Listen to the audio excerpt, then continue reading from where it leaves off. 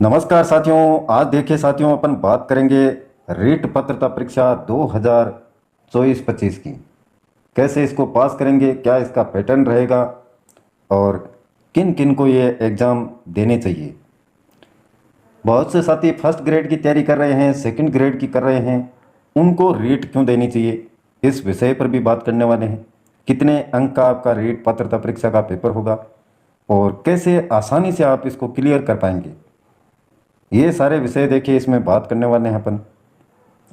सबसे पहले बात करते हैं साथियों, आपके जो रीट पात्रता परीक्षा का पेपर है वो कितने अंक का होगा। चाहे लेवल फर्स्ट की बात हो या लेवल सेकंड की, साथियों दोनों में ही 150 अंक के प्रश्न होंगे आपके।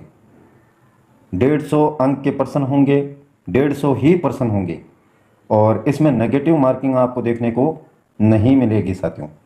नेगेटिव मार्किंग नहीं होगी, 150 के 150 प्रश्न आपको करने हैं।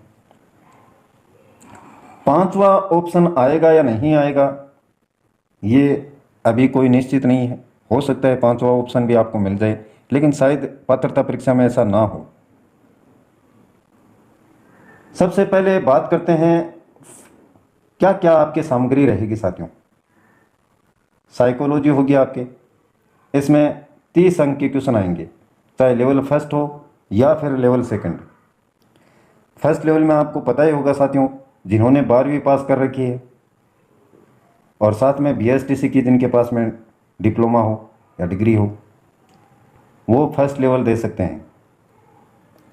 और सेकंड लेवल वाले जिन्होंने कॉलेज कर रखी है, बीएससी बीए और साथ में बीएड की डिग्री उनके पास में होनी चाहिए, वो सेकंड लेवल की एग्ज़ाम दे सकते हैं।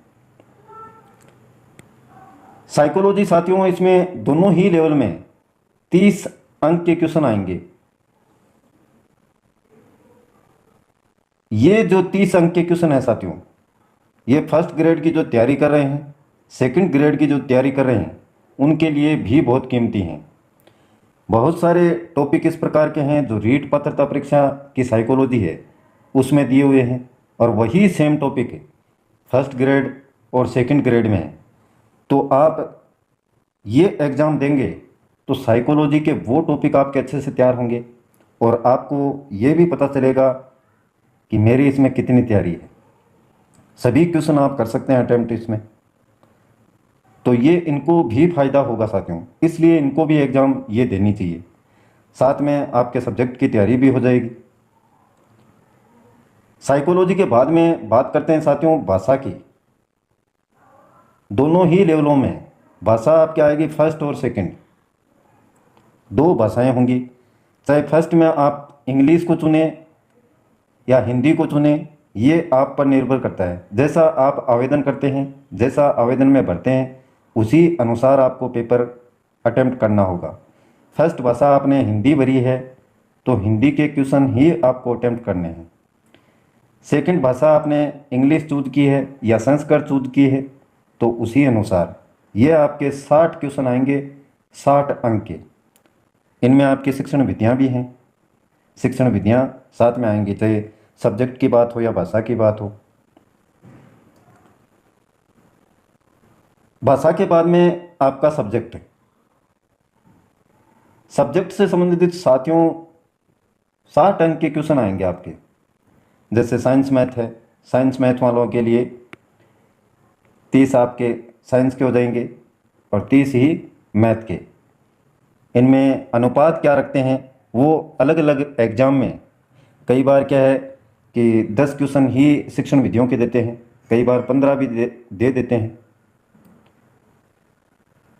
तो शिक्षण विधियों के क्वेश्चन भी आपको इसमें देखने को मिलेंगे साथ साथ में। टोटल होगा आपका सब्जेक्ट का 60 अंक का।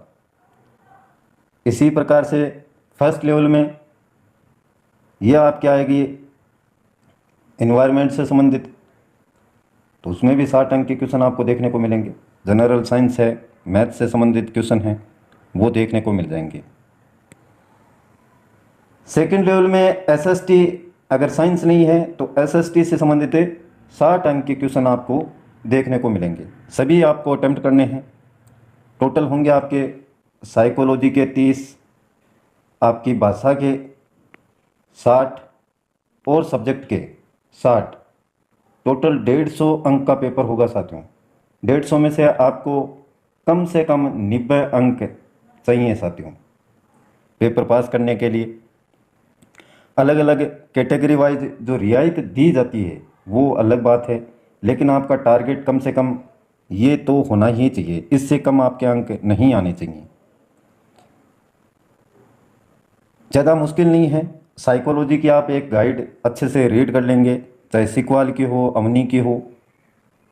भाषा अगर 6 से 10 तक की पुस्तकों से आप देखते हैं तो भी आपके जो क्वेश्चन दिए हुए हैं उनको देखेंगे तो आसानी से क्लियर कर सकते हैं।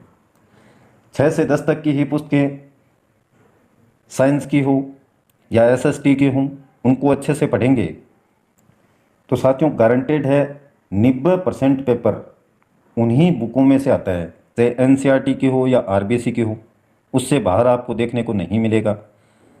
तो इसलिए ज़्यादा गाइडें एकत्रित करने से कोई फ़ायदा नहीं है पात्रता परीक्षा में। 120 नंबर 150 में से बनेंगे, वह भी मेन एग्ज़ाम में बैठेगा, और जिसके 90 अंक बने हैं वह भी मेन एग्ज़ाम में बैठेगा। तो आपका टारगेट ये होना चाहिए साथियों। ज़्यादा बनते हैं बहुत अच्छी बात है, उससे कॉन्फिडेंस बढ़ेगा, लेकिन इतने भी बन गए तो आपका काम तो चल जाएगा। बाकी मेन एग्ज़ाम ये क्लियर करेगी कि आपका सिलेक्शन होगा या नहीं होगा। इस पर कोई निर्भरता नहीं है साथियों। इस पर निर्भरता इतनी होनी चाहिए अपनी कि ये 90 अंक अपने आगे अपना काम चल गया और मेन एग्ज़ाम के लिए हमें रेडी हो गए। विज्ञप्ति बहुत जल्द आने वाली है साथियों रेट पात्रता परीक्षा की, तो इसलिए आपको इतना ही कहना चाहेंगे कि एनसीईआरटी और आरबीसी की पुस्तकें हैं वो अच्छे से आप पढ़ें। उनमें से आपको 90% पेपर देखने को मिल जाएगा पात्रता एग्ज़ाम का। रेट पात्रता परीक्षा से संबंधित कोई भी सवाल हो किसी भी प्रकार का तो आप पूछ सकते हैं। आगे आपको सिलेबस के बारे में अच्छे से एक वीडियो के माध्यम से और बता देंगे। ज़्यादा मुश्किल नहीं है, आसानी से आपका पेपर क्लियर हो जाएगा साथियों। तो ये सामान्य सी जानकारी रेट पात्रता परीक्षा के बारे में आपको पसंद आए वीडियो तो लाइक कीजिएगा। आज के लिए बस इतना ही। कल फिर मिलते हैं एक नए वीडियो, नए टॉपिक और नई जानकारी के साथ में। तब तक के लिए जय हिंद, जय भारत।